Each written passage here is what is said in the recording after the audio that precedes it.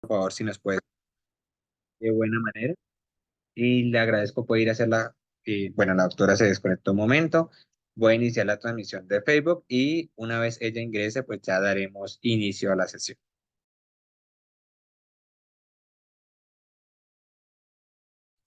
Hola, maestro Fred, ya.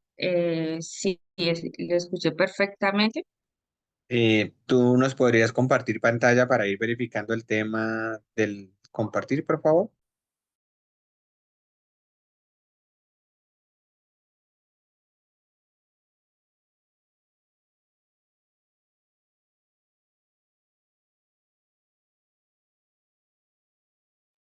¿Me confirmas, por favor? Sí, me sale ok, ya, ya sale viendo. Muy bien. Dame un segundo, voy a empezar la transmisión. Listo, ya está la transmisión en Facebook. Ahora sí, oficialmente les damos la bienvenida a esta nueva clase del Diplomado en Salud Materna y Cuidado Integral a la Primera Infancia. Esta es la última clase en la que nos estará acompañando la doctora Sandra Rocío Fuentes Corso. Ella nos ha acompañado durante las últimas tres sesiones y con esta daría cierre a su bloque. El siguiente bloque iniciaría el próximo jueves y iniciaríamos el récord de las últimas cuatro clases. Para dar finalizado el tema del diplomado, le recordamos a todos, por favor, ir realizando los pagos que se les acordó a medida que ustedes financiaron el diplomado. Doctora Sandra, le daré el post para que puedas transmitir videos en caso de que debas hacerlo sin ningún inconveniente y a partir de este momento el auditorio es todo suyo.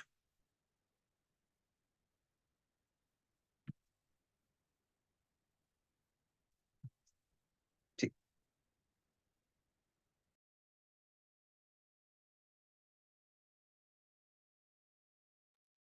Bueno, listo, perfecto. Creo que les estoy proyectando y les escuchan. Por favor, me confirman si tenemos un adecuado audio por parte de alguno de los participantes que ya estamos aquí conectados.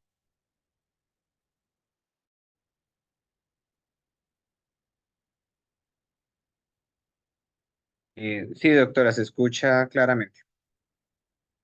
Listo, vale, perfecto. Gracias, maestro Fred. Bueno. Como hizo la introducción, esta es la última sesión que nos vamos a ver. Gracias, Emma y Elena, por sus mensajes. Bienvenidas. Es la última sesión de este bloque eh, del diplomado que desarrollamos.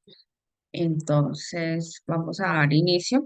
Recordemos que en el estado inmediatamente anterior, la semana eh, vimos los cuidados de recién nacidos, esa evaluación del estado general y esa importancia en la detección temprana de signos y complicaciones y esas enfermedades neonatales que son más frecuentes, por lo cual es importante la estadificación del riesgo que pretendemos desarrollar el día de hoy.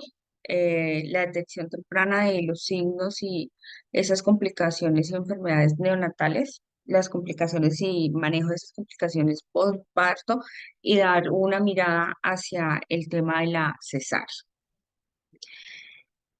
Entonces, vamos a iniciar con el tema del puerperio y les traigo esta imagen es hasta cuándo soy puérpera.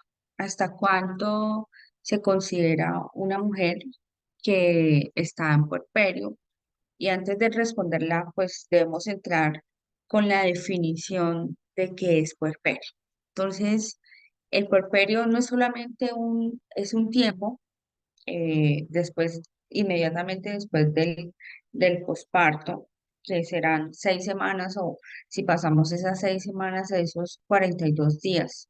No solamente es un tiempo, sino que es un periodo en el cual hay unos cambios anatomofisiológicos que sufre la mujer para regresar a su estado previo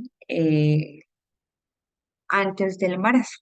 Entonces, en ese tiempo, en ese periodo de tiempo, hay unos cambios que toda mujer va a empezar a presentar y que es lo que vamos a visualizar el día de hoy, que es importante y fundamental conocer esos cambios, tener claros de qué es normal y qué no es normal, es lo que nos permite dos cosas. Uno, dar esas recomendaciones y signos de alarma.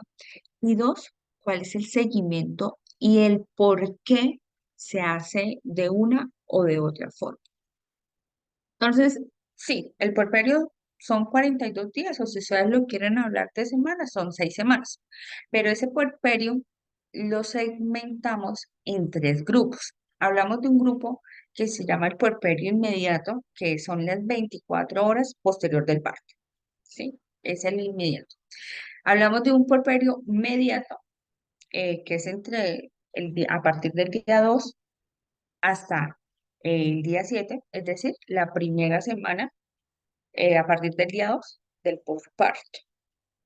Y después de los 8 días en adelante, hasta los 42 días, hablamos de un puerperio tardío, ¿sí? La mujer va a sufrir una serie de cambios y de transformaciones en su cuerpo, en sus conductas, que la pueden llevar a un riesgo.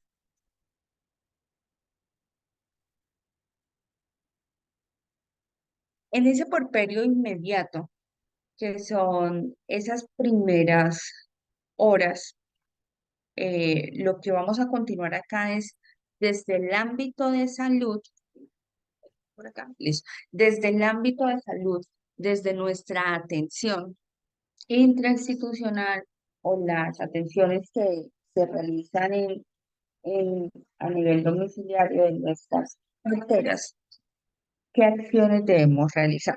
Hay unas acciones específicas eh, frente a cada uno de estos segmentos del puerperio. Entonces, ¿qué se hace en el puerperio inmediato eh, para el seguimiento? Uno, si la paciente se le realizó una episiotomía y posteriormente hay que hacerle la episiorrafia. Recordemos que la episiotomía no es indicada para todas las mujeres. Es una medida que nos permite la parte final del canal de parto cuando la cabecita de nuestro bebé no definitivamente no va a pasar y con el fin de prevenir un desgarro y un desgarro que se nos vaya hacia el esfínter anal, que sea una gran complicación, pues se hace una episiotomía medio lateral. Indiscutiblemente hay que corregirla. Entonces, en esas primeras 24 horas que hay que hacer, vigilancia. Vigilancia si efectivamente hicimos una adecuada sutura y si esa adecuada sutura me está previniendo la hemorragia. Eso es lo que hay que hacer, la vigilancia de que efectivamente quedó adecuadamente el proceso de la sutura y la episiotomía. Pero no solamente es que me prevenga la hemorragia, sino cómo están esos signos inflamatorios o si ya hay un abombamiento porque hay un hematoma en el tejido y me está diciendo si está sangrando, solo que no lo ves externamente, pero acá este tejido está aumentado de tamaño, hay que hacer algo porque la gestante no está sangrando externamente, pero su sangrado se está acumulando en un hematoma. Entonces es importante el tema de la vigilancia, porque recuerden, como lo vimos en sesiones anteriores, uno de los riesgos que se puede producir en este periodo de parto, pero también en el puerperio inmediato, son las hemorragias obstétricas. Entonces, es importante identificar que esa episografía realmente esté bien realizada y cómo es el sangrado de esa puérpera. ¿Qué es importante como segunda medida? El seguimiento de signos vitales y evolución. Y cuando hablamos de los signos vitales, hablamos de todos, hablamos de su frecuencia cardíaca, hablamos de su frecuencia respiratoria, cómo están esos niveles de saturación, esa monitorización, cómo están sus cifras tensionales. Entonces, esos son los signos vitales que hay que hacer la adecuada monitorización. Y en la evolución, esa evolución va a ir enfocado cómo va su proceso de llenado capilar. Recordemos que el llenado capilar me sirve para identificar esos signos de choque y no pasar desapercibido una paciente que me esté entrando en un shock hipovolémico. ¿Cómo está la hemorragia transvaginal? ¿Ha disminuido con el paso del tiempo o por lo contrario, cada vez está aumentando el tono? El tono y la altura del útero, por eso se hace la palpación a nivel abdominal, y el reinicio de la micción espontánea. Efectivamente está miccionando, ¿no? Pero ¿con qué frecuencia lo hacemos? Entonces ahí se segmenta también en tres. Y resulta que en esa primera hora vamos a evaluar a nuestra puérpera cada 15 minutos. ¿Qué vamos a hablar? Sus signos vitales y cómo va su comportamiento en ese examen físico, que miren que son muy puntuales lo que debemos revisar, porque la puérpera, perdón, que se nos va a complicar, se nos complica en esa primera hora o en esas dos primeras horas. Perfecta, estuve esa puérpera perfecta, excelente, listo. Después de esa primera hora, vamos a continuar el seguimiento por 2 horas más, pero cada 30 minutos. Signos vitales, la evolución, cómo sigues, básicamente. Si pasabas esas primeras tres horas, ¿sí? Porque recordemos que acá llevamos 1 hora, aquí dos, esas primeras 3 horas, después continuamos un seguimiento cada 8 horas. ¿Qué es importante acá? Es que todo depende de la evolución de la gestante. Y de acuerdo a cómo la encontremos, pues hay que tomar medidas. Si en esos primeros 15 minutos la paciente ya se me empieza a hipotensar, tiene un sangrado activo a nivel transvaginal, ya sabemos que por activación de una hemorragia posparto, pues hay que revisar cuál puede ser la causa, y en las puérperas las principales causas es que se nos haya quedado algún área sin la adecuada sutura y que tenga una lesión que hayamos que hacer algún tipo de intervención. Entonces, es fundamental garantizarle a la gestante perdón, a la puérpera, ese seguimiento de signos vitales, evolución, dejar el registro e ir haciendo la notificación. ¿Va bien? ¿No va bien? También aquí fundamental, cuáles son los antecedentes que tiene la usuaria. No es igual una usuaria que tiene unos antecedentes hipertensivos, eh, que se le realizó la cesárea por una preeclampsia y hubo que trasladarla a una unidad de cuidados intermedios intensivos de mayor complejidad, pues el seguimiento es diferente porque se nos sale de este seguimiento que es la puérpera normal. Normal porque no hubo ningún tipo de complicación. Importante es que en ese puerperio inmediato, recuerda, 24 horas. Ya sabemos, vigilamos si hay signos de sangrado, cómo está la episodiografía, cómo están sus signos vitales, pero también vamos a aprovechar ese espacio de contacto para que se garantice la lactancia materna. Como lo veíamos en los videos que tuvimos la oportunidad de observar y que les compartí el respectivo link, hay que promover la lactancia materna y en la próxima sesión ustedes tienen, ese es como el centro de lo que van a ver. Y ese centro, desde que el bebé nace, que hay ese contacto piel a piel y que el, se incentiva la lactancia materna, de ese contacto piel a piel. Que en la institución donde yo trabajo no se hace así, se tienen unos protocolos. El ideal siempre es que enfoquemos esa atención a una atención humanizada y que se garantice en ese primer momento ese contacto de piel a piel, siempre y cuando la situación del recién nacido lo permita.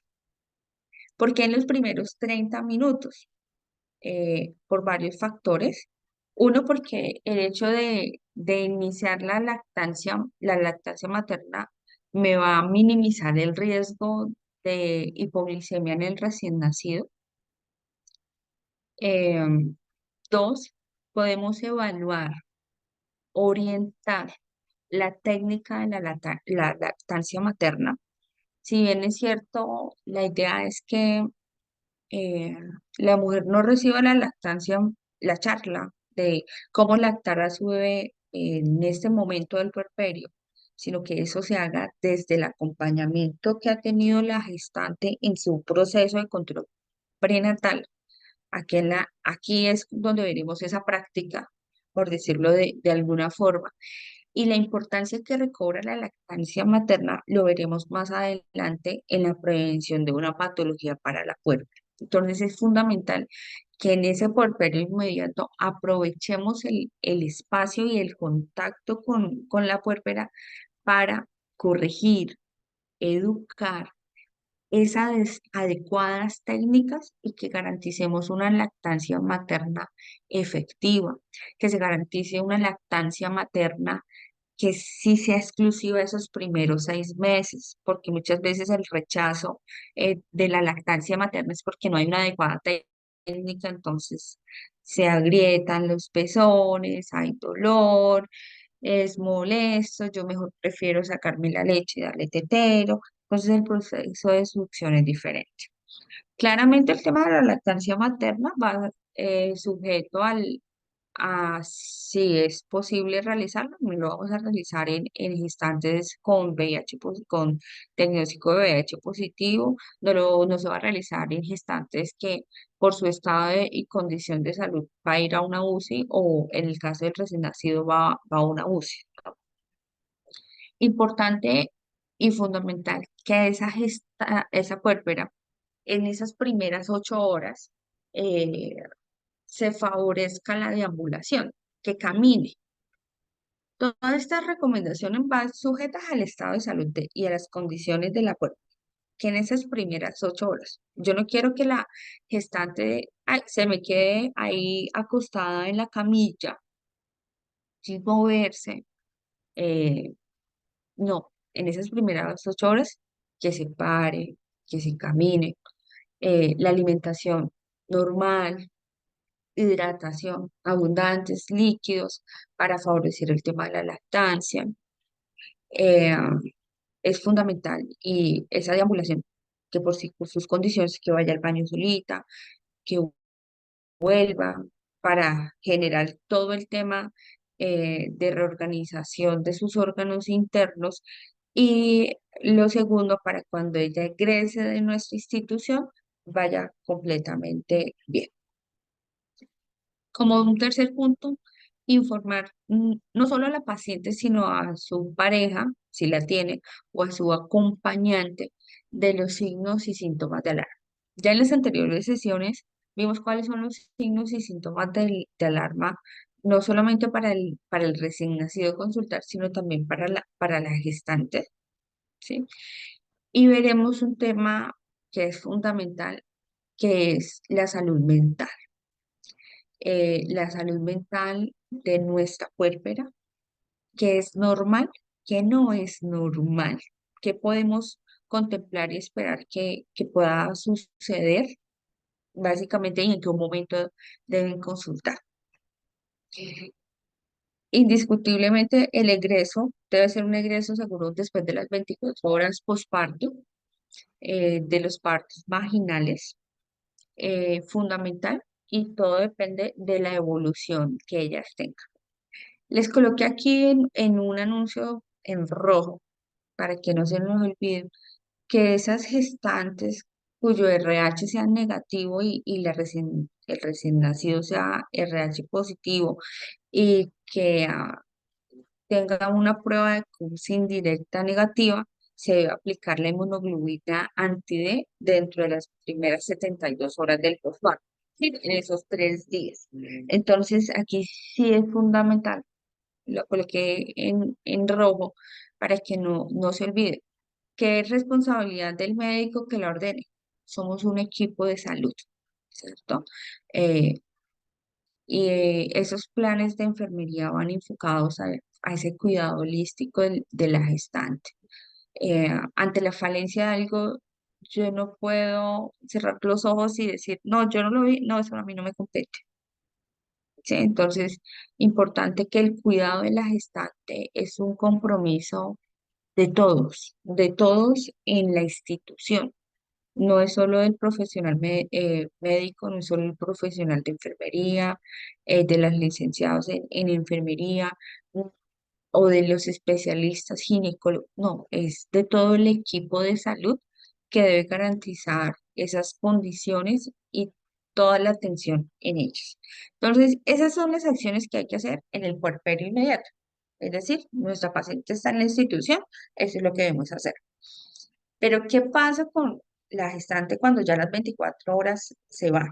Ella debe llevarse claro el mensaje que estos son los signos de alarma después de que salgan en el hospital.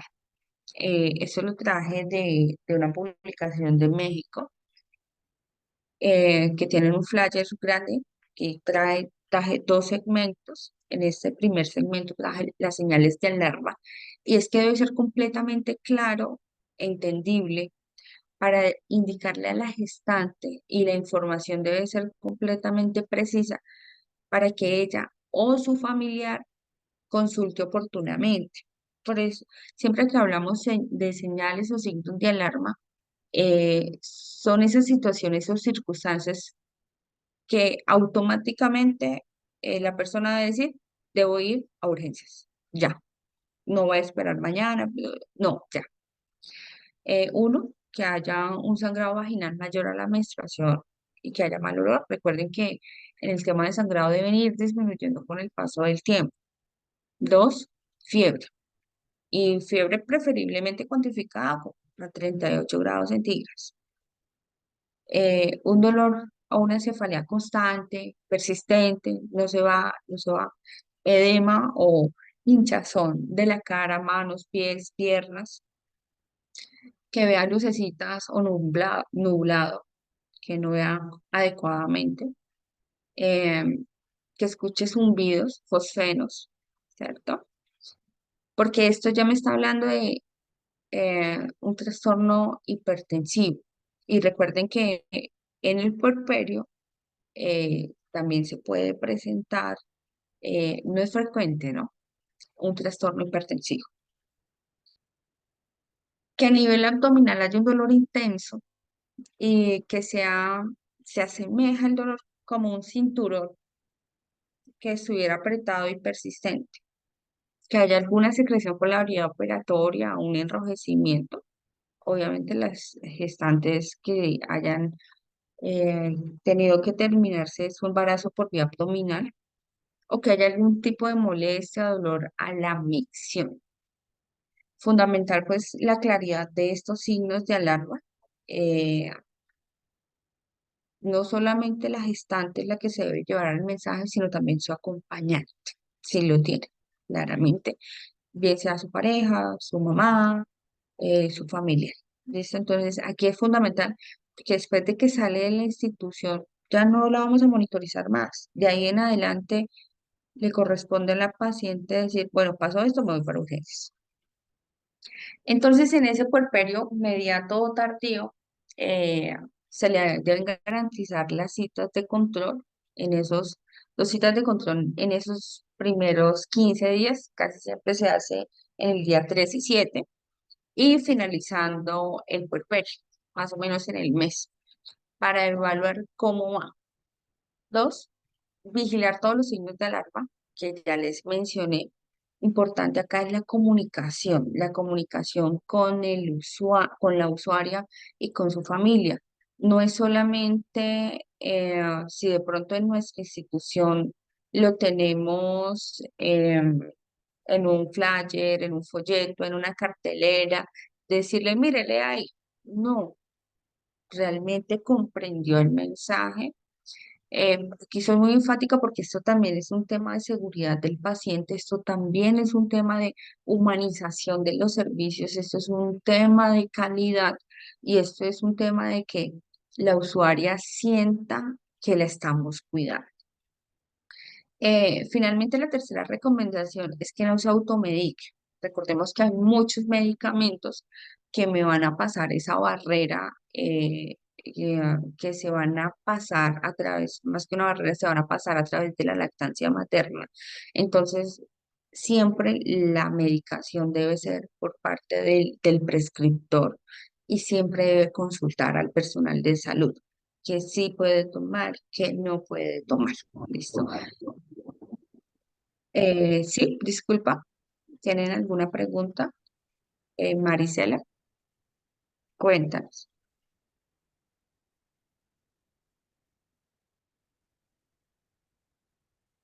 Bueno, Marisela, creo que se te activó el micrófono porque no te escucho. Listo. Entonces, esas son las recomendaciones y lo que se le debe garantizar a la puérpera. Que es importante que hay una clasificación del puerperio, que hablamos de un puerperio fisiológico, siempre que hablamos de fisiológico es lo esperado, lo normal. Y pues como hay un puerperio fisiológico y un puerperio patológico, y más que un puerperio, una clasificación del puerperio que sea patológico, en este grueso de puerperio patológico vamos a identificar, vamos a revisar cuáles son esas principales patologías que se nos presentan en las puérperas. Esas principales patologías que puede ser en ese puerperio inmediato, que puede ser en ese puerperio inmediato o que puede ser en ese puerperio tardío. Creo que se pueden presentar. Entonces, para comprender lo anormal, lo patológico, debemos comprender inicialmente lo normal. Entonces, eh, ese puerperio fisiológico es lo que esperamos. Entonces, ya en la definición de puerperio mencionamos que es un periodo del tiempo donde la mujer retorna a su condición o su estado inicial antes de quedar en embarazo.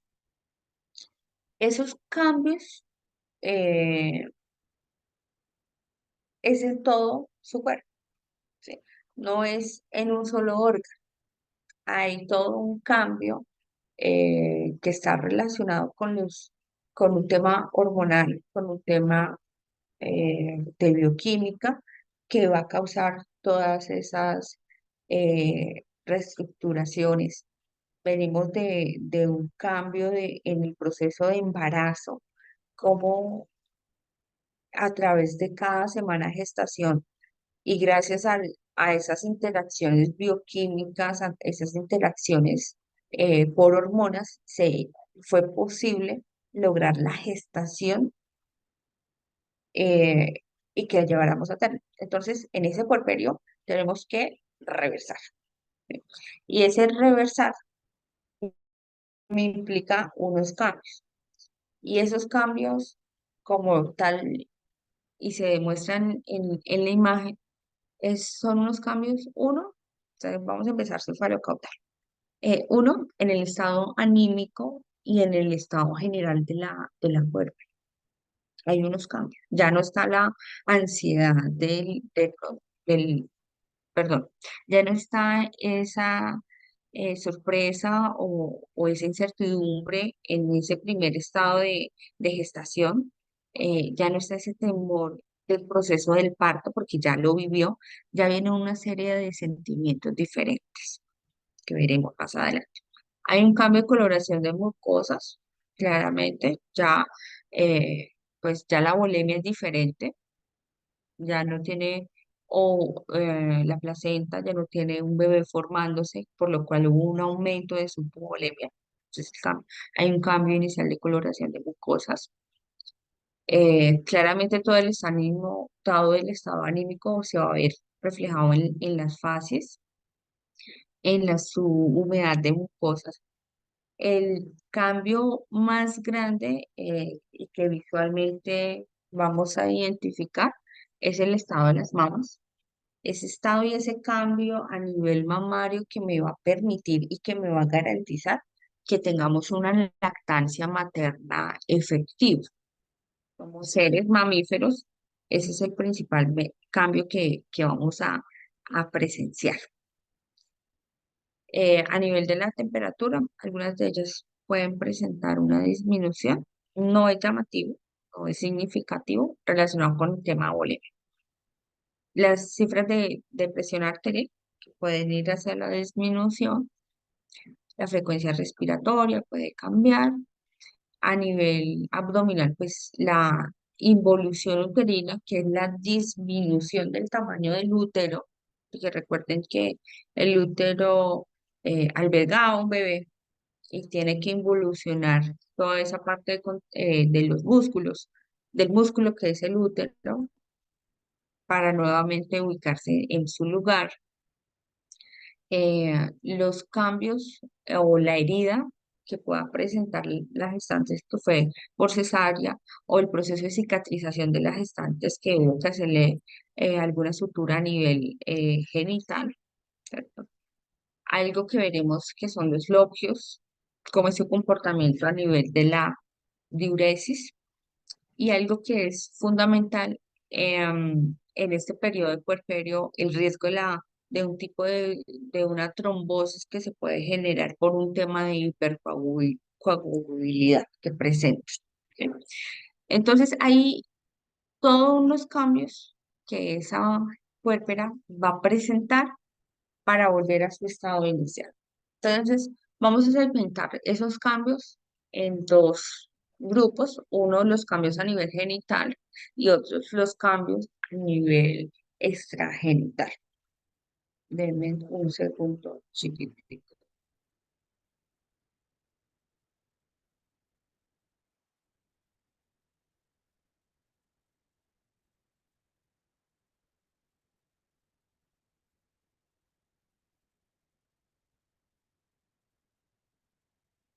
Entonces, en ese grupo inicial que van a ser los cambios a nivel genital, eh, lo que les, lo que les mencionaba es que el útero no involuciona en las primeras 24 horas, no. Cuando la gestante sale eh, de la institución, va a sentir igual unas pequeñas contracciones que ella puede interpretar como cólicos y debe ir una disminución del tamaño del útero paulatinamente. Logramos prácticamente una involución completa sobre la semana, a la semana.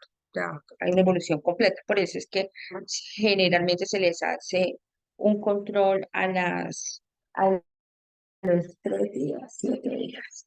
¿Sí? Pero ella debe irse con el mensaje que va a irse con el abdomen abultado, que debe ir disminuyendo y que va a sentir cólicos o contracciones. El cervix se vuelve a formar, el, el cuello cervical. Recuerden que para el parto hubo todo un cambio de adelgazamiento, de borramiento para que pudiera pasar ese momento el bebé en el proceso de parto vaginal. Entonces hay nuevamente una formación. A nivel de la decidua, eh, que es la capa más externa, a la capa más superficial a nivel interno del útero, eh, va a continuar un proceso eh, de desprendimiento y eso es lo que vamos a conocer como los loquios. Entonces, ese sangrado inmediatamente posterior al parto, tanto por parto vaginal como por cesárea. Las mujeres cesáreas también van a presentar ese sangrado loquial, obviamente no en las mismas cantidades que si un parto vaginal. ¿Por qué? Porque en el procedimiento de la cesárea, una vez se extrae el bebé, seca todo el canal, todo el útero y se hace un gran desprendimiento. Importante es que les traje esta gráfica, esta imagen, perdón, de un libro de obstetricia y ginecología, y es cómo es la transformación de los loquis. Entonces, lo que yo les decía, van a ir disminuyendo. Resulta que en esos primeros 3 días ella puede presentar unos coágulos en esta primera fase, que esos primeros 3 días, y los loquios siguen siendo hemáticos, realmente sangre. eh, Se conoce como loquios cruentos Sobre más o menos la cuarta y el día 15 va a haber unos loquios rojos, ¿sí? Ya es más líquido, ya no hay coagulabilidad y ya empiezan unos loquios serosos. Ya la mancha que presenta la ropa, la toalla, perdón, la toalla que usen o el insumo que utilicen, van a ir más marrones. Y ya a partir de las 2 semanas, a partir del día 15 ya los loquios son blancos, también conocidos como loquios albus, eh, y son amarillentos. Entonces, esa es la transformación de los loquios. Importante, que entonces, como ya sabemos esa transformación, siempre va disminuyendo la cantidad y va a existir un cambio de coloración. Eso les pasa a todos. ¿Listo? Entonces, es fundamental y prioritario que la gestante se vaya con esta idea. Porque si la gestante sigue con este sangrado, esos loquios cruentos, 1 semana, 2 semanas, 3 semanas, algo está pasando. Bueno, primero se nos le da la hipotensión, pero ella debe irse con ese mensaje completamente claro, que debe ir disminuyendo. No huele mal, no huele mal, huele como una menstruación, ¿sí? Es el segundo mensaje. Deben ir disminuyendo, deben irse marrón y no huelen mal. Hay otros cambios a nivel, cuando hablamos genital, es que ya la vagina pues va a establecer su epitelio normal. A nivel del periné y de los músculos del piso pélvico van a recuperar nuevamente el tono. Recuerden que en el proceso del trabajo del parto hay una flexibilización del periné, hay una acomodación a nivel de las caderas, eh, que permite que haya ese paso y una acomodación a nivel del sacro que permiten el paso de ese, por ese canal vaginal. Entonces ya empieza como a acomodarse. El tema del proceso de cicatrización, ya sea de las heridas obstétricas por el tema de cesárea o es herida obstétrica porque se le hizo la episiotomía y obviamente la corrección con la episiorrafia, o si la usuaria se desgarró, pues la efectiva sutura que debe ir cicatrizando. Todas estas heridas, perdón, estas cicatrices, todas estas suturas que deben hacerse, eh, generalmente son absorbibles. Las internas y las necesarias son absorbibles. La única que no es absorbible es la externa que se retira, pero a nivel genital todas se usan algún tipo de sutura que sea absorbible y no hay que retirar. Importante es que no deben generar pus. Importante los cuidados al egreso de la puérpera, de cómo hacer el adecuado manejo para que no se nos vayan a infectar. Otro punto que es importante es que la usuaria, aproximadamente en la semana sexta, va a presentar su primera ciclo menstrual, ¿sí? Los loquios no es la menstruación, los loquios es la terminación y es el cambio de ese revestimiento que se tiene a nivel del útero, eh, básicamente. Entonces, importante que ella sepa que sobre la sexta semana aproximadamente, y dependiendo también, eso está relacionado con la lactancia, va a tener su primera menstruación. Otro cambio, y como les mencionaba cuando empezamos estos cambios a nivel de las pérperas, los cambios fisiológicos, es el cambio a nivel mamario. Hay una a causa de la secreción de prolactina que se hace que ocurre posterior al proceso del parto. Hay un aumento de las glándulas mamarias, gracias a la prolactina todos estos galactóferos se nos van a llenar de leches, va a ser posible la lactancia materna, a ese recién nacido, ¿sí? Entonces, ese es el cambio, eh, más significativo y este es un cambio, que va a perdurar y va a estar relacionado con la permanencia de lactancia materna. Entonces, si tenemos efectivamente una lactancia materna, si hay un proceso de succión, de amamantamiento, pues se va a seguir haciendo y garantizando todo el tema de producción de leche. Si efectivamente no hay un proceso de lactancia efectiva, de succión y demás, pues esto va a evolucionar rápidamente. Entonces, por eso veremos algunas mujeres 6 meses de lactancia materna exclusiva, después se inicia con un proceso de lactancia materna complementaria que lo llevan hasta los 2 años, pero yo sé que tendremos conocidos o en la familia que no, a un primo lo lactaron hasta que tenía casi 4, hasta que tenía casi 3. Entonces, esto también, el tema de la lactancia materna va arraigado al tema social y claramente un tema cultural en nuestros territorios. Am, las mujeres que tienen prótesis mamaria, no hay afectación en el tema de la lactancia, eh, teniendo en cuenta que en ellas la colocación de la prótesis se hace aquí debajo del músculo, ¿sí? Entonces no hay afectación para garantizar la lactancia materna. Listo.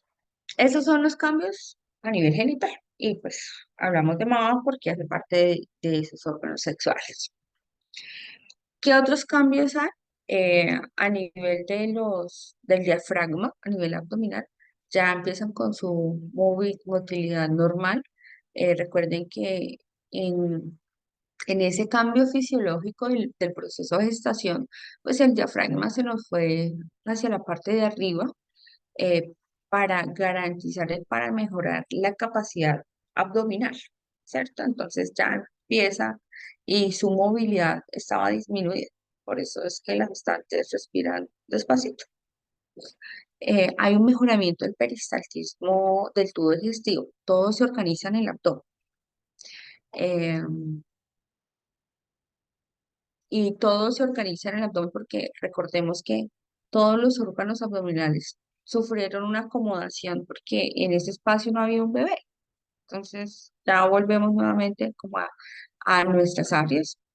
Los pezones, hay una hiperpigmentación de los pezones a nivel de la frecuencia cardíaca empieza a regularse y las paredes venosas recuperan su tono habitual. Recuerden que estaba disminuido el tono. El otro gran cambio es la pérdida de peso de forma progresiva. Hay una gran pérdida de peso, sobre todo en las mujeres que garantizan la lactancia materna, pero pues esto también va acompañado de los estilos de vida que tenga la usuaria. No, no va a perder peso solo porque estoy en puerperio, llego a un peso donde me estabilizo y si empiezo con inadecuado manejo de alimentación, ausencia de ejercicio, pues vamos a aumentar de peso. Normalmente a nivel de química sanguínea, si a la mujer a las 36 horas la HGC desaparece completamente, recuerden que está presente un pico en el proceso de parto, de la gestación. Entonces, eso es lo que esperamos en la evolución completamente normal de nuestra puerpera. Entonces, vamos a ver el puerperio patológico. Vamos a ver estas 5 grandes patologías que se nos presentan y aquí es donde vamos a decir, ya entiendo por qué hay que hacer eso en el puerperio inmediato. Ya comprendo por qué debo tomar los signos vitales, ya comprendo por qué la debo enviar a deambular, ya comprendo por qué hay que garantizar y incentivar el tema de la lactancia materna. Entonces, estas son las principales patologías que se pueden presentar en el puerperio, que se correlacionen con el puerperio, pero esto no quiere decir que a una puérpera no le puede dar una apendicitis. Claro que le puede dar una apendicitis. Esto no quiere decir que a una puérpera le puede dar una infección de vías urinarias. Claro que le puede dar una infección de vías urinarias, le puede dar una neumonía, eh, cualquier otra patología se le puede presentar, ¿sí? Pero estas cinco son las que se correlacionan directamente eh, con su condición de puérperas. Y estas cinco se pueden presentar en cualquier momento del puerperio. Entonces, en ese puerperio inmediato, inmediato o en el puerperio tardío. Entonces, vamos a ver la primera. La primera es la hemorragia puerperal. Generalmente ocurre en las primeras 6 horas del parto. ¿Y esa causa de qué?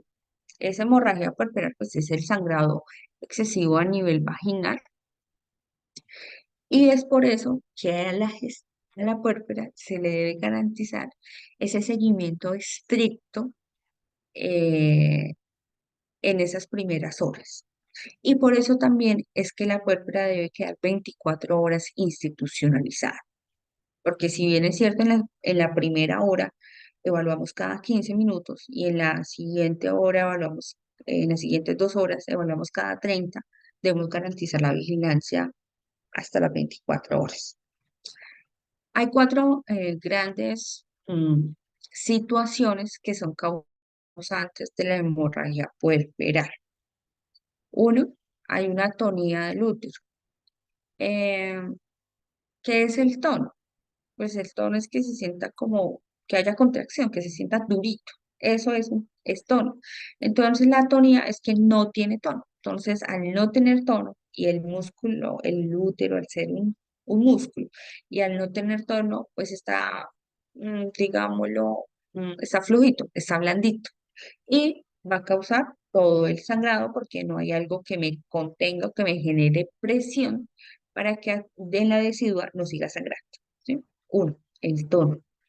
Por eso es que hay que evaluarles el tono a la gestante, ¿sí? ¿Se siente durito o no? Dos, restos placentarios.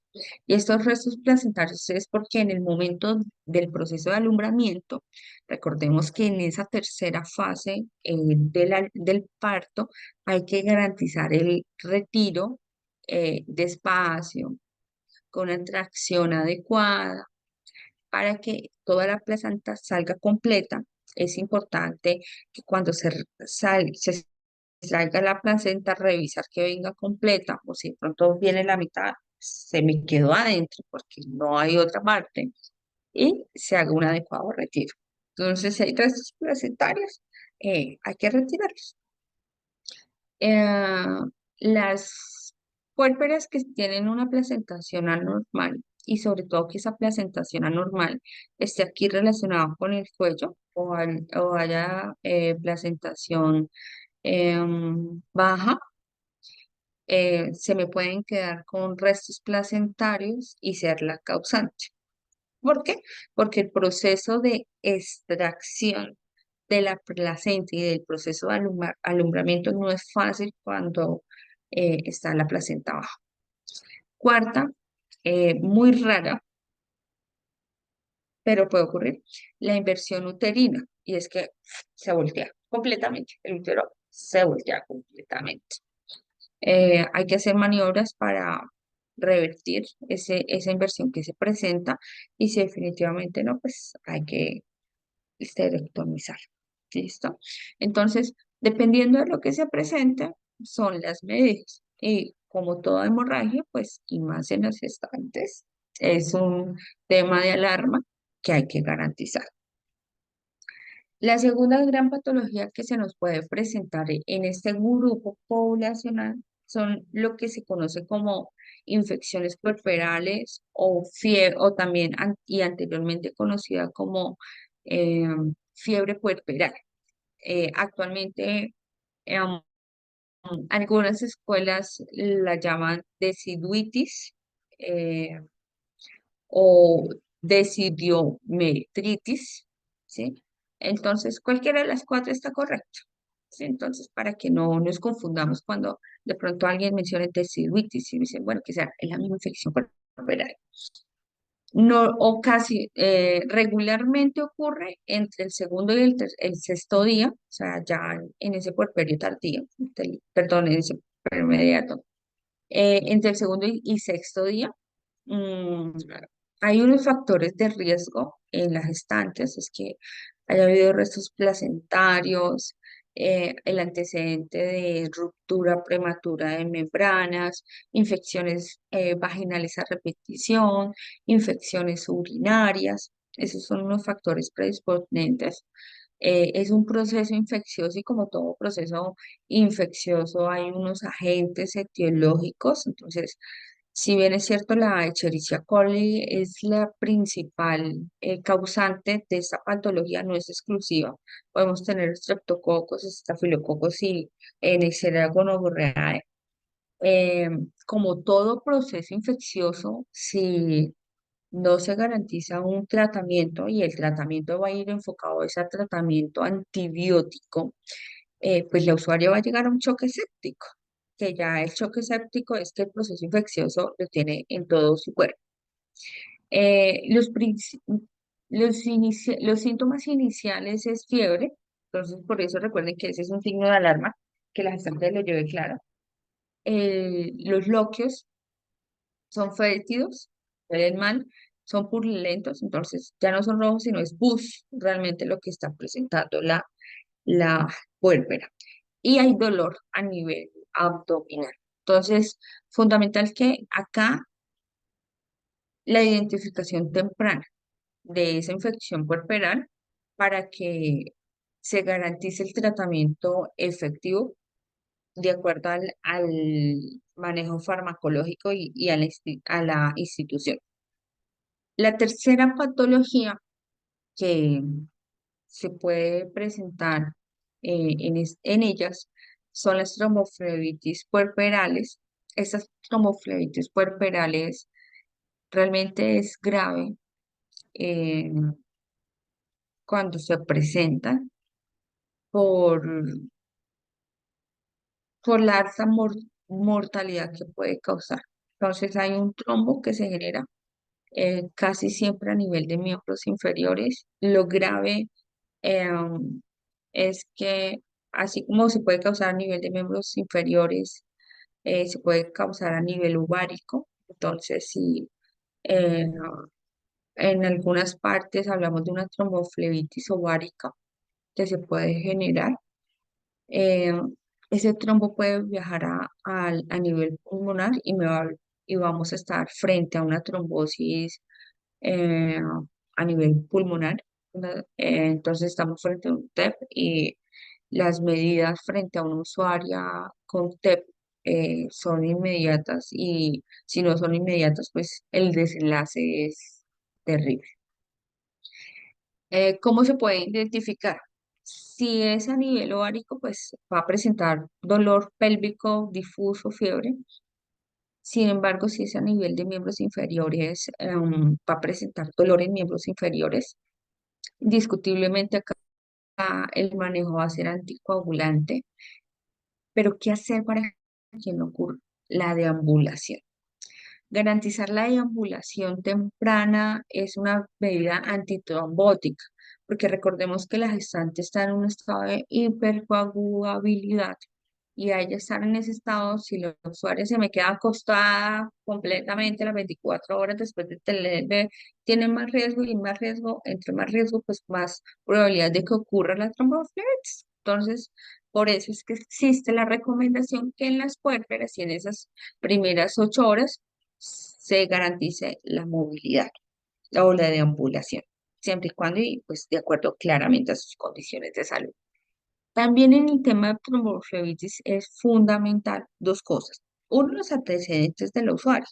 Si ya es una usuaria que es conocido su antecedente de tromboflebitis, si es una usuaria que tiene una patología o una alteración para el tema de coagulopatías, pues hay que gestionarle el riesgo. Entonces, ella no vamos a esperar que presente la tromboflebitis para iniciar el manejo con heparinas.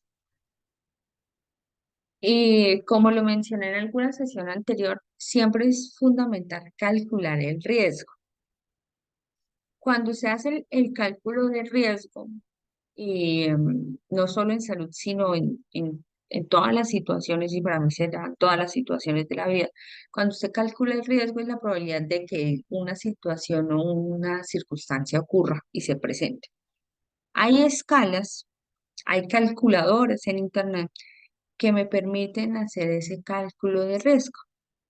El cálculo de riesgo, por lo menos les presento uno lo puede encontrar en internet. Esta es una calculadora española donde me permite calcular el riesgo de estas usuarias de trombofibritis y me lo cataloga en tres: prenatal, la embarazada, eh, postnatal, de pronto no tenemos tanto vaginal como cesárea, o si es exclusivamente postcesárea, viene para calcular.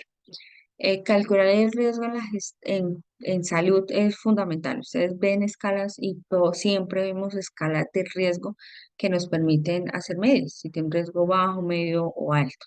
Entonces, siempre recordar el riesgo que tienen nuestras puérperas. Por eso es que en la actualidad se usan este tipo de escalas que permiten eh, calcular y tempranamente tomar decisiones. La siguiente patología que se nos puede presentar en el puerperio es la mastitis. Aquí sí es fácil porque es un solo agente etiológico el que se presenta, que es el Staphylococcus aureus. Em, si no hay un manejo en esos estadios tempranos de la mastitis, se puede causar abscesos, perdón que me devuelva, pero acá a nivel de cada galactófaro se pueden generar un absceso acá, un absceso acá, un absceso acá.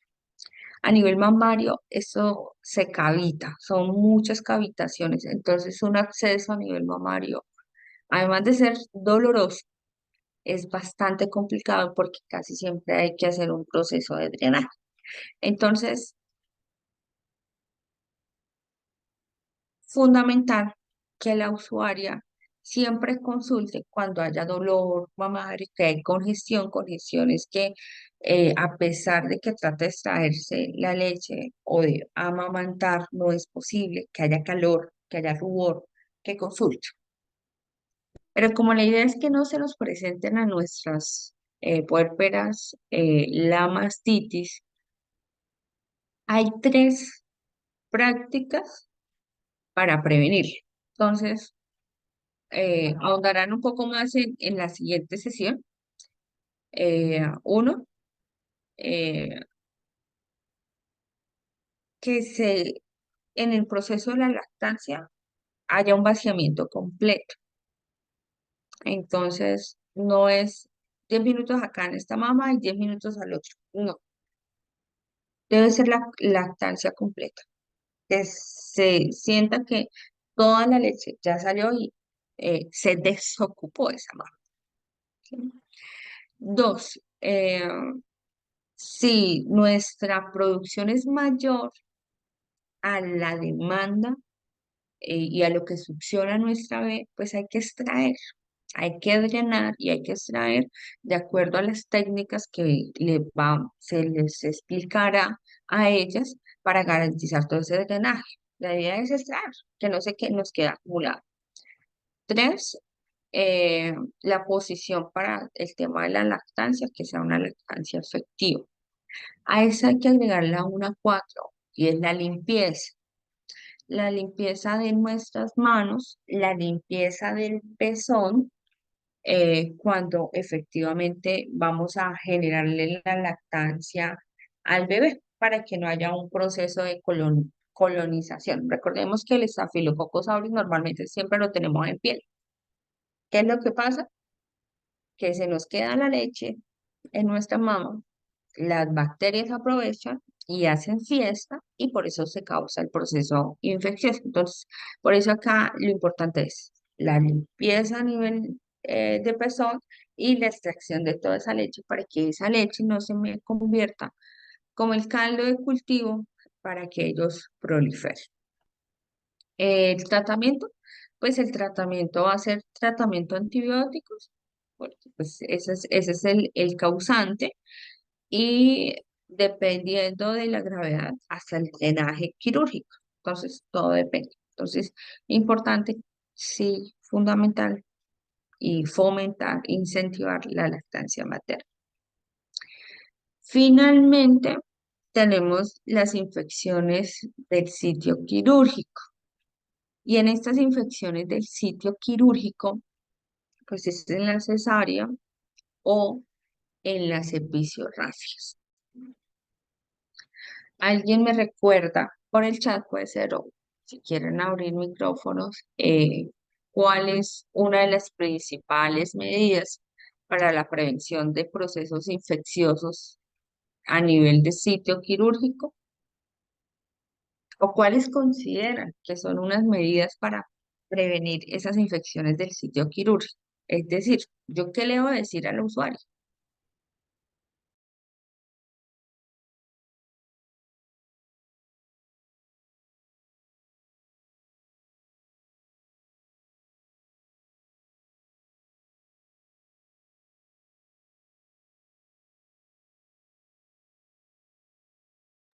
No, ninguno. Bueno, recuerden que aquí es fundamental, eh, uno, que en la institución hay unas medidas, es uno, la profilaxis, ya por aquí hablo Janet,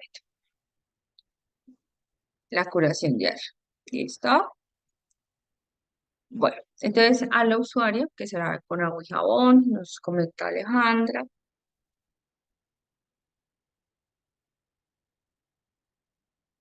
mantener seca la herida.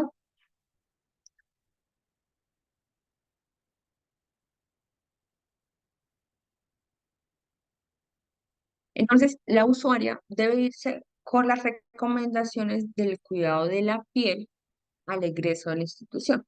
Como lo mencionan las compañeras, una curación diaria, ¿sí? El lavado adecuado a nivel de la herida, que se seque completamente. Eso secar completamente, que se airee, eh, después de que ya podemos completamente retirar el apósito a nivel de la cesárea, a nivel abdominal. Es también importante eh, que cuando se haga la curación, ella tenga sus manos seguras, y sus manos seguras es que estén completamente limpias, ¿cierto? Si es posible con guantes, pues perfectísimo. Si no, pues que se lave las manos. Igual, así se vaya a poner guantes, que se lave las manos, ¿cierto? Y hay una técnica para todo el proceso de lavado de manos. Importante también que quede específico la usuaria, la paciente es poscesariana, cuándo debe consultar, perdón, cuándo debe acudir para el retiro de los puntos. ¿Listo? Eh, Porque algunas se quedan con los puntos, las de cesárea, 15 días, 10 días, entonces eso se vuelve un caldo de cultivo y empieza el proceso de infecciones del sitio quirúrgico. Esas son las medidas y las acciones con las que la usuaria debe ingresar, ¿cierto? Pero recordemos que dentro de nuestras instituciones hay unas medidas que debemos garantizar, para garantizar y para la prevención de las infecciones del sitio quirúrgico. Uno es el adecuado lavado e higienización de nuestras manos, y de nuestras manos, hablo de todo el equipo de salud, ¿cierto? Necesitamos manos seguras, manos que cuando el usuario vaya a su procedimiento quirúrgico, todo se haya lavado adecuadamente las manos. No, pero me voy a poner guantes. No, ya recordemos la importancia del lavado de manos, acorde al video que vimos hace 2 sesiones. Importante también la profilaxis antibiótica que ellas deben recibir previo al procedimiento quirúrgico para la prevención del sitio la prevención de procesos infecciosos, ¿cierto? Claramente, pues todo el proceso de esterilización y de seguridad de los equipos, dispositivos, materiales que vamos a utilizar en la institución, a garantizar ese procedimiento quirúrgico. del área donde estamos haciendo el procedimiento quirúrgico, que debe ser un área completamente estéril, que el personal y el equipo quirúrgico cuente con la indumentaria para garantizar la esterilidad. Entonces, esas son condiciones que hay que garantizar para la prevención del sitio quirúrgico. Porque yo le puedo dar muy bonitas las recomendaciones, pero resulta que la paciente cuando se fue, ya se fue con el agente etiológico a nivel abdominal. Y cuando ya llegó, llegó con un absceso a nivel de nivel abdominal y pues fue desde adentro. Entonces, importante. Em, y a nivel pues de la episiotomía, igual que los equipos para garantizarlo estén completamente estériles. La técnica en el tema de la episiotomía, por la cercanía a nivel anal, es importante el adecuado lavado del área de la limpieza que hay que realizar, la esterilidad de los campos quirúrgicos que se utilicen. em, Fundamental la técnica con la cual se sutura, porque en ocasiones hay una inadecuada técnica en el proceso de sutura, entonces queda el hilo muy largo, entonces el profesional médico alarga el hilo y casi toca las tobillos, perdón la expresión, pero de la puérpera y no, que tenga un campo corto, sobre todo en el tema de las episio-ráfagas. Eh, ¿Qué tiene que saber y tener claro la usuaria y sospechar de una infección de sitio quirúrgico? A ella no le vamos a decir, si tiene eso es porque está infectada. No, a ella el mensaje que se debe llevar es si tiene fiebre, si tiene salida de secreción purulenta, sea a nivel vaginal por la episiotomía o a nivel abdominal, si hay calor, si hay rubor, pues debe consultar. Y como todo proceso infeccioso, predominantemente antibióticos, casi siempre estos procesos infecciosos, eh, cuando no son institucionales, que son externos, o sea, cuando uno dice, no, es que la usuaria no se cuidó bien la herida y se le infecta, es por Staphylococcus aureus o por E. coli. Pero cuando son institucionales, el perfil microbiológico es el de la institución. Entonces resulta que es que acá tenemos un Staphylococcus aureus que es resistente a absolutamente todo. O aquí tenemos una pseudomonas. Entonces la señora llegó con la pseudomonas en la herida. ¿Listo? Entonces aquí es importante y es fundamental que el compromiso del lavado de manos y de la higienización y de la esterilidad es de todos y también que hay que involucrar a la usuaria con su cuidado. Esta es la segunda parte del flyer que les mencionaba, que es de México, y ella se debe ir con estos mensajes claros, no solamente con los signos de alarma de cuándo voy a venir a consultar, eh, sino cómo se debe ir incorporando a sus actividades y a sus funciones. Una recomendación es que continúe con el ácido fólico. Eh, También una recomendación es que continúe con el sulfato ferroso, el tema de hierro. Una segunda gran recomendación es el tema del aumento del consumo de líquidos. Ya, ahí sí ya puede tomar té o agua, que mínimo sean 2 litros al día.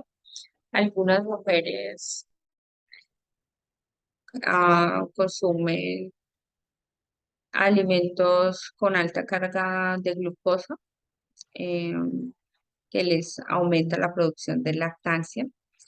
Indiscutiblemente todo el tema de una alimentación balanceada y esa alimentación balanceada, más que decirle a la usuaria, ay, coma pescado, no, vive en un área donde no hay pescado, ¿cierto? Donde su principal fuente de proteína es pollo, pues coma pollo, ¿sí? Eh, que aumente el tema de las leguminosas, igual que la recomendación anterior, todo depende de dónde viva, ¿cierto? Si no consigue trigo, pues que consuma frijol, habas, lentejas, soya, enfocado a la disponibilidad en la región, así como que consuma frutas y verduras en abundancia. Aquí la idea no es que ella nos empiece a comer ultraprocesados, sino que su alimentación sea muy balanceada y sea lo más orgánico posible. La cuarta recomendación es que haya una vigilancia de ese sangrado vaginal. Recordemos que ahí está la hemorragia puerperal. Recordemos también que no se nos puede extender mucho ese sangrado de los loquios, porque eso también se me comporta como un caldo de cultivo. Y que el mensaje siempre es que no puede ser mayor que su menstruación. ¿Sí? Ese es como el punto de medida para indicarle a la usuaria cuándo es mucho, cuándo es poquito. Entonces, a ellas hay que indicarles con algo que puedan conocer y toda mujer conocemos qué tanto menstruamos. Importante para el tema psicosocial, que se mantenga tranquila, que se mantenga calmada. Y aquí, como lo veremos más adelante, evaluar qué grupo de apoyo ella tiene. Las tres consultas que mencionábamos, a la semana del nacimiento, entre las 2 y 4 semanas y en el primer mes. No sé si hasta acá tengan algún tipo de duda, inquietud que me quieran realizar.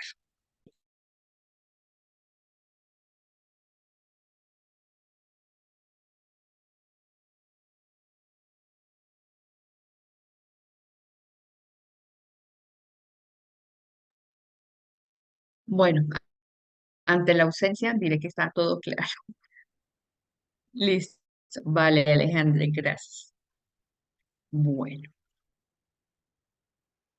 oh, por Dios. Listo. Entonces, vamos a ver un video.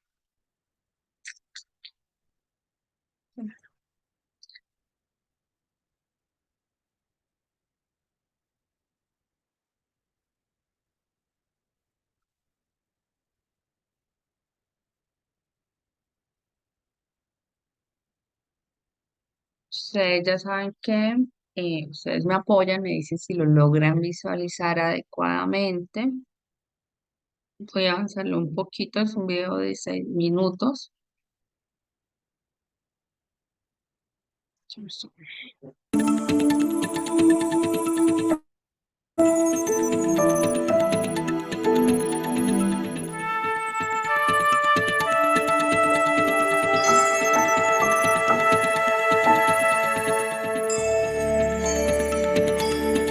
Podemos estar hablando de tres tipos de... ¿Me confirman si lo logramos visualizar y escuchar adecuadamente, por favor?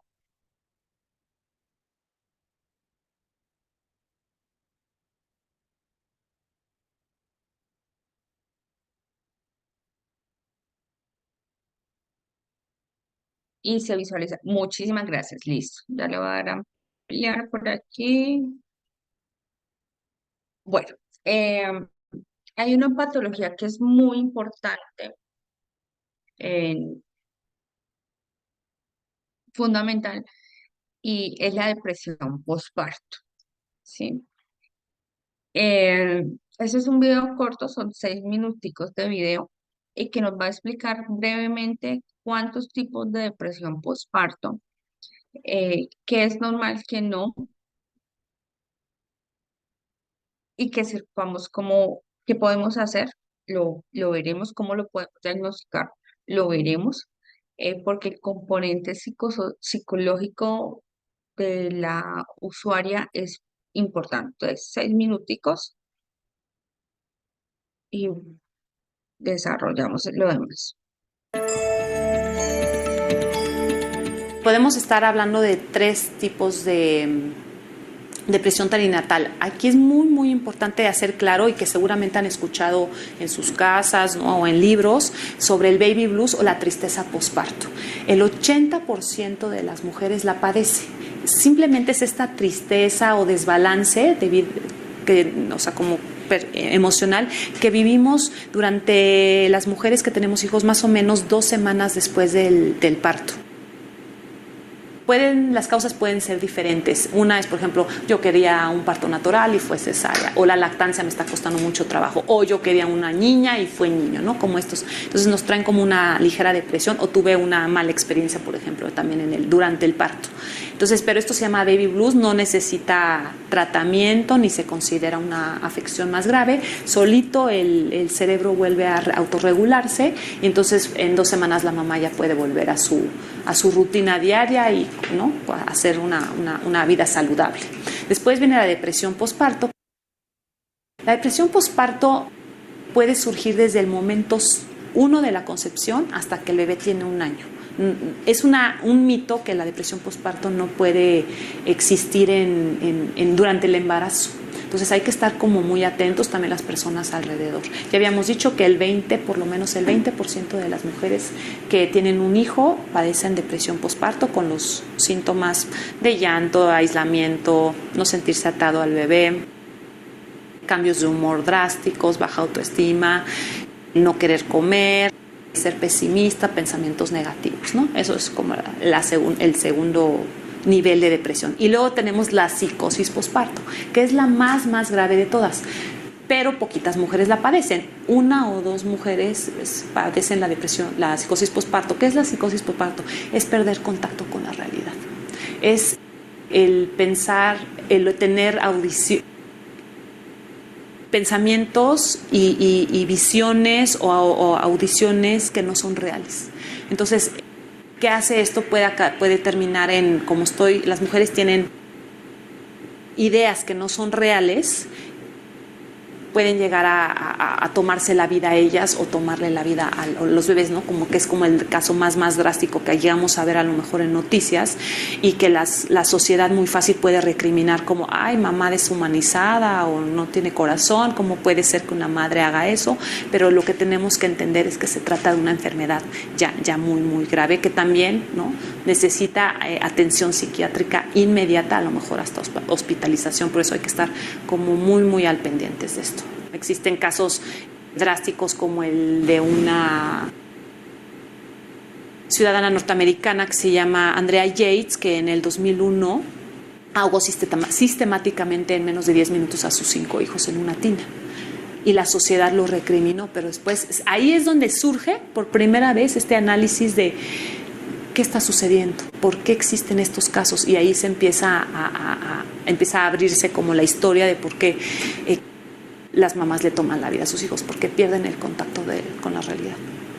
Entonces es muy importante tener claro cuando se trata de un baby blues o tristeza posparto, depresión posparto y sus 3 niveles, o ya cuando estamos hablando de una psicosis posparto. También es muy importante, los focos rojos para buscar ayuda son tener pensamientos intrusivos. ¿Eso qué significa? Los pensamientos intrusivos significan, estoy pensando algo, por ejemplo, estoy cargando a mi bebé, ¿y si lo dejo caer?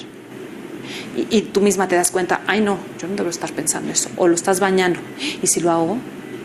Y tú misma te das cuenta, ay no. Y obviamente todos estos pensamientos no se los dices a nadie, te los guardas para ti porque la gente te va a juzgar. Ni siquiera se lo dicen a su pareja o a sus papás o a familia. Entonces es algo que las mujeres están guardando y pues bueno, esperando o haciéndose fuertes, ¿no? También avergonzadas, hay mucha culpa, avergonzadas de cómo abrirse, pero me gustaría decirles que es bien normal, que muchísimas mujeres la padecen, que no somos las únicas. Yo muchos años, yo también viví depresión posparto, creí que yo era la única mujer que no estaba feliz con mis hijos. Entonces es un tema que hay que hablarlo, ¿no? En México también el problema es que es un tema muy nuevo. No hay centros de atención, no hay especialistas, no hay grupos de apoyo, es un tema como no se habla, no hay leyes. Entonces estamos como destapando este tema, pero en otros países del mundo sí existe como ya más información, hay apoyo con fundaciones grandes que ¿no? Como que apoyan a las mujeres que tienen depresión. Entonces en México nos falta muchísimo para avanzar en este tema, pero aceptar que es una realidad, ¿no? Que no hablemos de eso no quiere decir que no exista. Entonces es como muy triste que nos tapemos los ojos a una realidad que además va a tener consecuencias devastadoras, ¿no? La depresión posparto le roba a las mujeres lo más bonito, que se le llama el ladrón de la maternidad. Los momentos más bonitos de tus hijos chiquitos y todo, se te van de las manos como agua. Es muy bonito ser mamá, pero con una mente saludable. Entonces, por eso es bien importante que nos tratemos y la identifiquemos.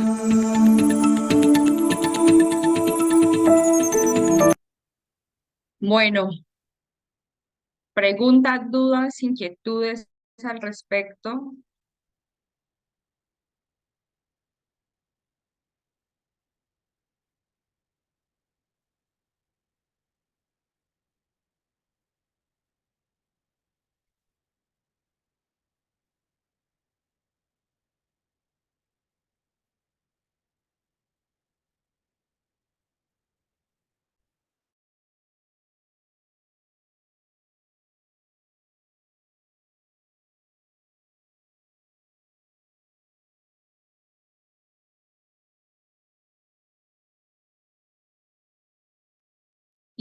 Listo, vale.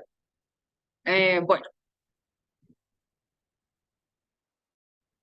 actualmente están viendo mi presentación, ¿me confirman, por favor?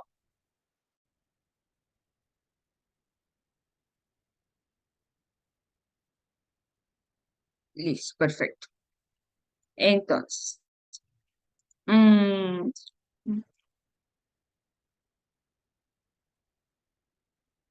listo. Entonces, como lo vimos, la depresión postparto, sí, hay tres puntos, el baby blues, la depresión y la psicosis postparto. Entonces, quiero que por el chat, y todo está bien, eh, quiero que me confirmen si ustedes habían escuchado sobre esta clasificación.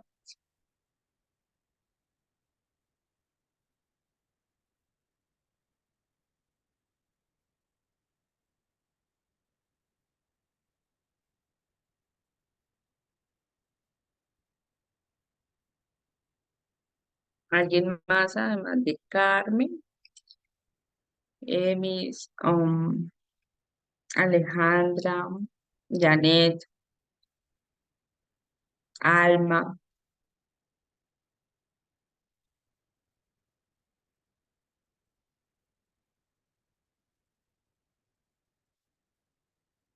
Listo. Bueno, gracias, Carmen, por responder. Entonces, esta clasificación, de pronto ustedes han oído, han escuchado que hay algunas mujeres que las catalogan y que se vuelven locas.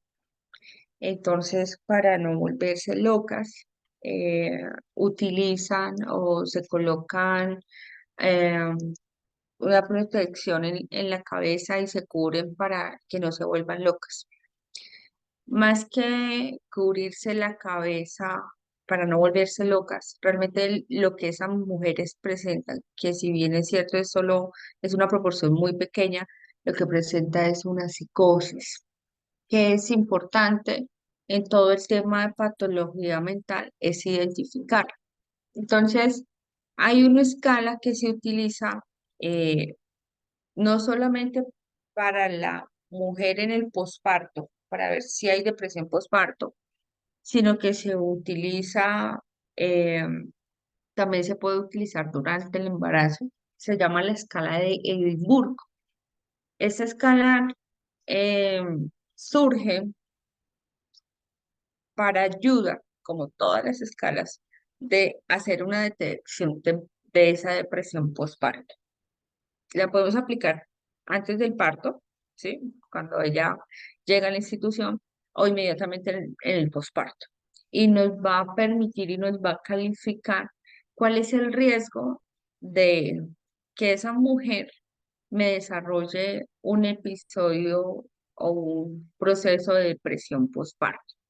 Miren que la profesional nos decía, sí, se puede presentar una depresión postparto, eh, pero en el contexto de las tres situaciones, el baby blues es una tristeza que se genera en las primeras 2 semanas aproximadamente, porque viene un proceso de desprendimiento y es un proceso de miedo, de tristeza, porque ya no tiene su bebé dentro, está fuera.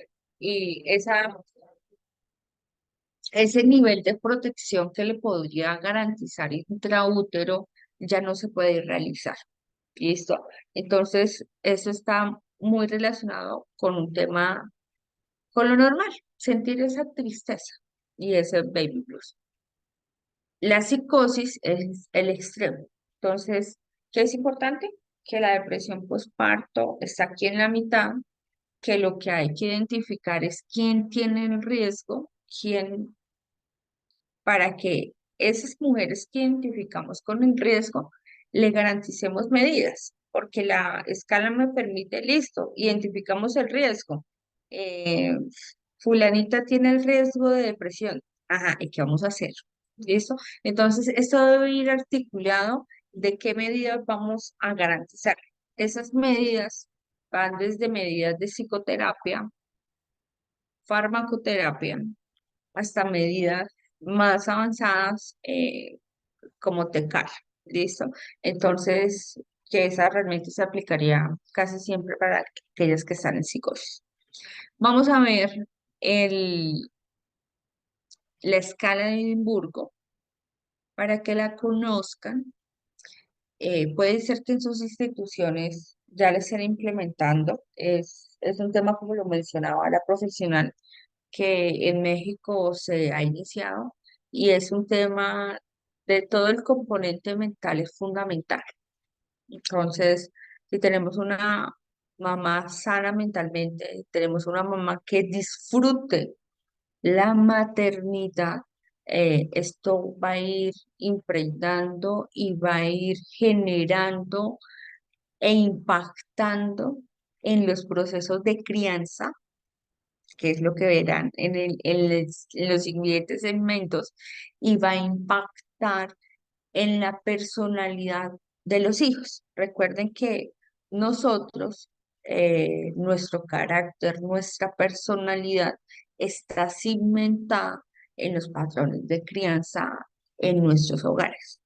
Y la mamá tiene un papel y recobra un papel, y su papel es fundamental sin dejar de un lado el papel que cumple el papá, la figura paterna. Estas caras son 10 preguntas sencillas con 4 opciones de respuesta. La opción de respuesta siempre la A será 0 puntos, la B 1 punto, la C 2 puntos, la D 3 puntos. Eh, Están en internet, es de libre reproducción. El total se suma sumando las diez preguntas, ¿cierto? Donde su puntuación mínima será 0 o su puntuación máxima será 30, que digamos que tengan 3 puntos en cada pregunta. Eh, Hay una anotación cuando se hace la aplicación de esta escala, es que si la pregunta número 10, ya veremos cuál es la pregunta 10, eh, no es la A, o sea, no tiene 0 puntos, es la B, la C y la D, requiere una valoración adicional dentro de 24 horas. Entonces, vamos a ver cuáles son las preguntas que se deben realizar. Esta es una escala que me mide el riesgo eh, de depresión. Entonces, ya sabemos que si me pregunta a 10, hay que hacer una intervención y ya veremos la pregunta 10. Pero cuando hablamos de una sospecha de depresión, si en la gestación, estando embarazada, tiene una puntuación mayor o igual de 13, o si en el posparto es igual o mayor de 10. ¿Sí? Depende en qué momento lo apliquemos.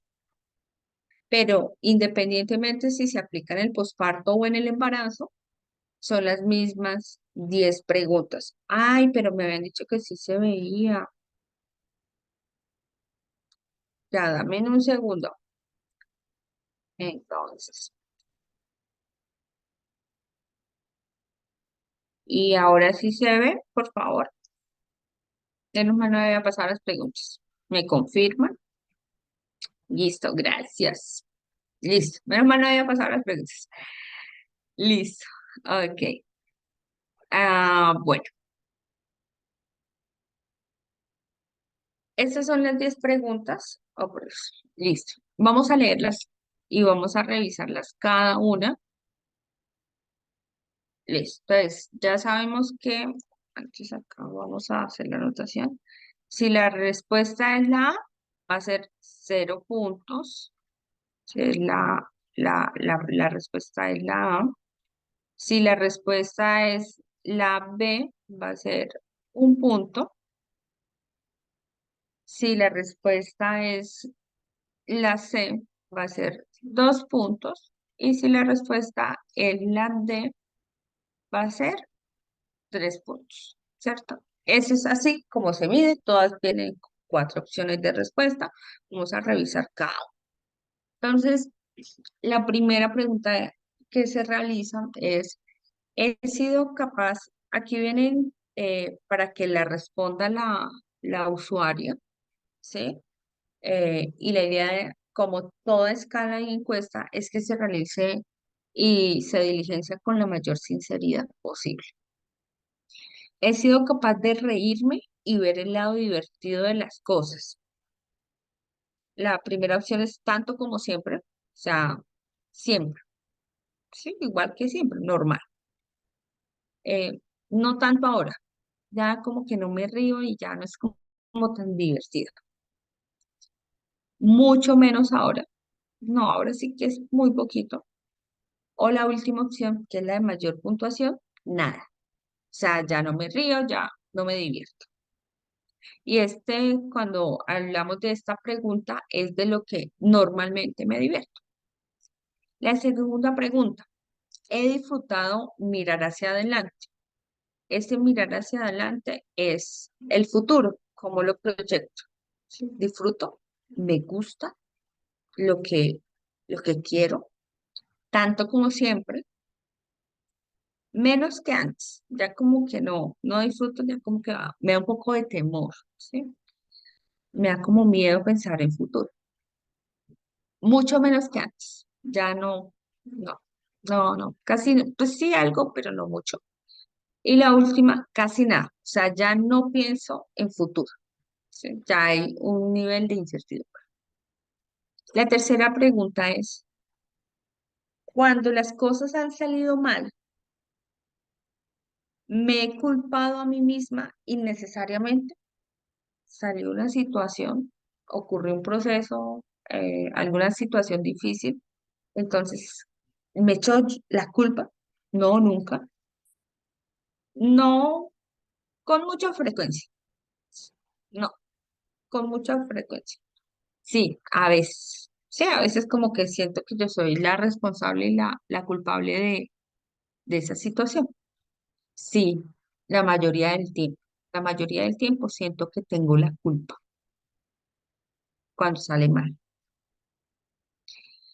La cuarta, he estado nerviosa o inquieta sin tener motivo. Intranquilo. No, nunca. Casi nunca. Sí, a veces. O sí, con mucha frecuencia. La quinta pregunta, ¿he sentido miedo o he estado asustadiza sin tener motivo? La cuarta, hablamos de nervios, de inquietud. La quinta, de miedo. No, nunca. No, no mucho. Sí, he estado como mal, un poquito como que me asusto o como que me da temor. Sí, a veces o sí bastante. La sexta pregunta, las cosas me están abrumando. No, he estado bien haciendo las cosas tan bien como siempre. Ya, eh, y acá cuando se refiere a las cosas es lo que normalmente realizas, lo que normalmente eh, ejecutas tus funciones. No, la mayor parte del tiempo he hecho las cosas bastante bien.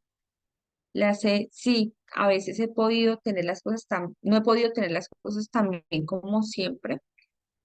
Sí, O sea, sí me está sintiendo, las cosas me están abrumando la mayor parte del tiempo y no he podido hacer las cosas en absoluto, ¿cierto? La séptima pregunta es, me he sentido tan desdichada que he tenido dificultades para dormir. O sea, hay una afectación para conciliar o para mantener el sueño. No nunca, no con mucha frecuencia, porque a veces han tenido, las gestantes pueden tener dificultades para dormir sobre todo en las últimas semanas de gestación, pero cuando se haga esta pregunta es en relación a que se ha sentido tan desdichada. No hay que responder, es que si tiene dificultades a dormir. No, no, no, es completo. Que se siente desdichada, se siente triste, se siente intranquila y que esos sentimientos no le permiten dormir. ¿Listo? Entonces aquí tener esa claridad en la pregunta número 7. La octava, ¿me he sentido triste o desgraciada? No nunca, no con mucha frecuencia, sí a veces, sí la mayor parte del tiempo. La pregunta número 9, ¿me he sentido tan desdichada que he estado llorando? ¿Sí? No nunca, solo ocasionalmente, sí, bastante a menudo, sí, la mayor parte del tiempo. Esa pregunta número 9 es una pregunta de verificación. Cuando se habla de preguntas de verificación, es como uno correlaciona la 7 y la 9 referente a la desdicha. Yo puedo estar desdichada y puedo presentar dificultades a dormir, pero no necesariamente voy a generar llanto. ¿Sí? Entonces, no porque acá me marque un B, acá me va a marcar también un B. No, son preguntas de verificación. Lo mismo sucede con la 8 y la 9. Sin embargo, la 8 y la 9, si hay una connotación, es que regularmente cuando estoy triste, puedo estar llorando. ¿Listo? Entonces, estas dos sí tienen una correlación directa, a diferencia de las 7 y la 9. Entonces, la pregunta 10 que nos decía, si responde cualquiera diferente a la A, hay que hacer una intervención a las 24 horas. Ya les voy a decir qué hay que hacer. Se me ha ocurrido la idea de hacerme daño. Casi nunca, a veces sí bastante a menudo. Esta simple pregunta habla de ideación suicida. Y cuando hablamos de ideación suicida, hablamos de que hay que hacer una intervención. ¿Sí? Y esa intervención indiscutiblemente debe ir acompañada con el tema de psiquiatría. Esta escala de Edimburgo es exclusiva para las mujeres en embarazo y o en puerperio. No se aplica a todas las mujeres. Es decir, si yo no estoy en embarazo ni en puerperio, ni la debo aplicar ni me la deben aplicar porque el resultado no me va a generar ningún tipo de conducta. Entonces, recuerda, si en la si en la embarazada tiene una puntuación igual o superior de 13, tiene un riesgo de presión. Y si en la puérpera tiene una respuesta de 10, igual o superior a 10, está con riesgo de depresión. Pero entonces, ¿qué hay que hacer? Listo, clasificamos el riesgo y tiene el riesgo de la depresión. ¿Qué hay que hacer? La primera medida siempre va a ser psicoterapia. Entonces, el apoyo desde la parte de psicología, evaluar las estrategias, uno. Dos, evaluar, y acá es importante el componente social y la red de apoyo de la paciente. no es igual aquella que tiene una red de apoyo a su alrededor que aquella que es individual. Uno.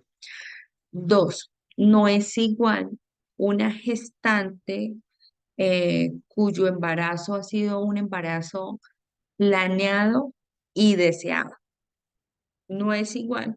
Planeado es que se preparó, organizó para quedar en embarazo y claramente lo desea. Es diferente a la usuaria que tiene un embarazo no planeado, pero deseado. Y no planeado es porque no estaba dentro de sus planes quedar en embarazo. Pero pues ya después de que quedó en embarazo, ella está feliz, con o sin pareja, están felices y ya empiezan a desear ese bebé.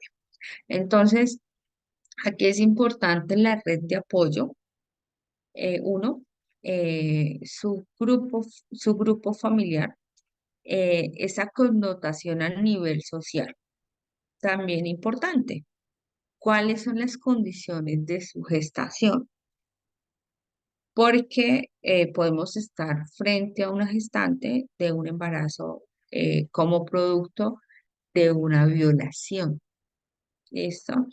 Que de pronto no, eh, el tema de la interrupción voluntaria del embarazo no se efectuó y se dio continuidad a la gestación. ¿Sí?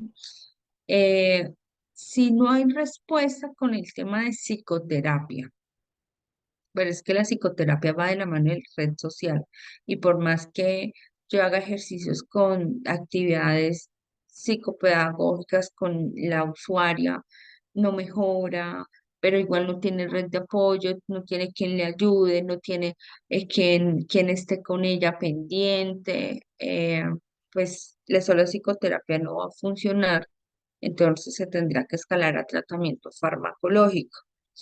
Pero igual, si tiene tratamiento farmacológico, pero está sola, no le alcanza el tiempo, el tema del puerperio es demandante porque recuerden que en ese cuidado del recién nacido hay que hacer y garantizar lactancia cada 3 horas o cada vez que el bebé se despierte, el desgaste y el cansancio. Por eso recuerden que hace algunas semanas le dije que era fundamental pues el trabajo, porque es un trabajo tener un un hijo y en el cuidado del puerperio, esa red de apoyo.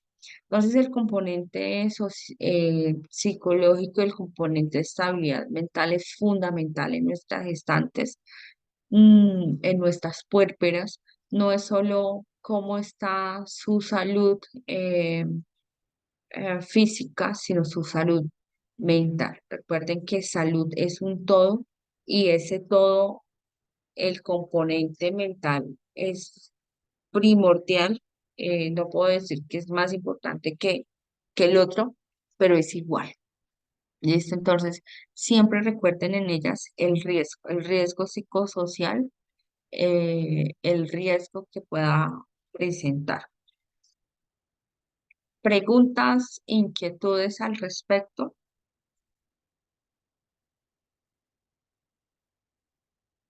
¿Les parece que es una escala fácil de aplicar?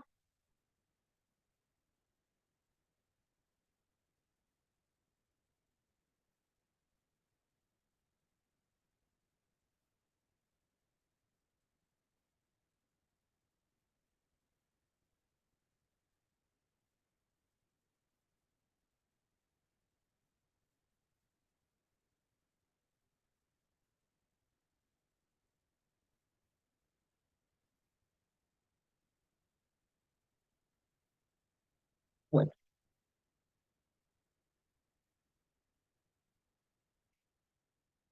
listo. Entonces, jóvenes, con esto terminamos la última sesión del módulo, de las 4 sesiones que estaban a mi cargo.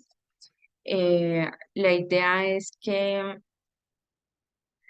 siempre veamos a la gestante como un todo.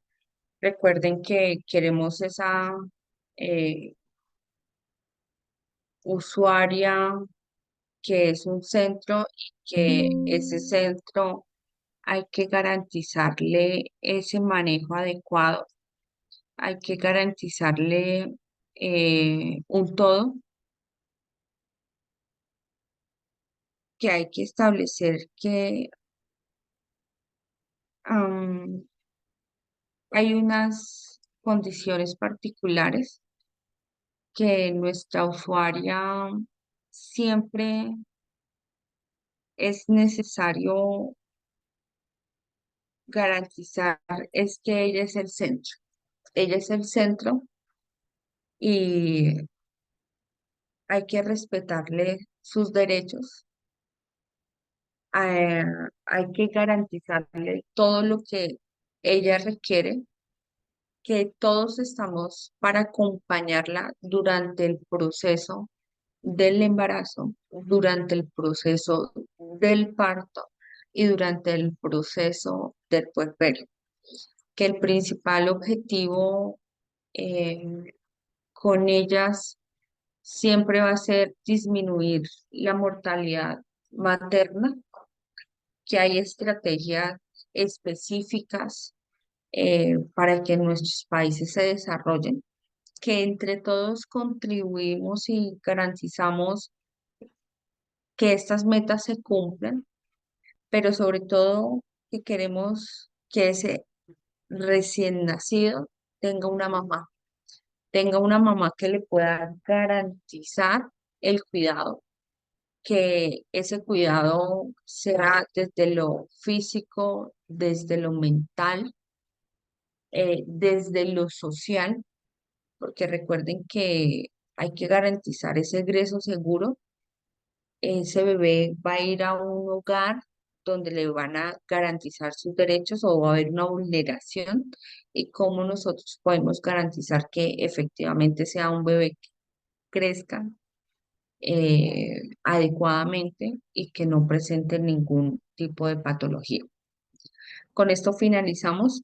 Agradecerles su atención, esperando que haya sido de eh, su agrado el desarrollo de estas 4 módulos, de estas 4 sesiones que tuvimos en estas semanas y deseándole muchos éxitos en todos sus proyectos. Entonces, con esto finalizamos. Que tengan todos una excelente noche. Hasta luego.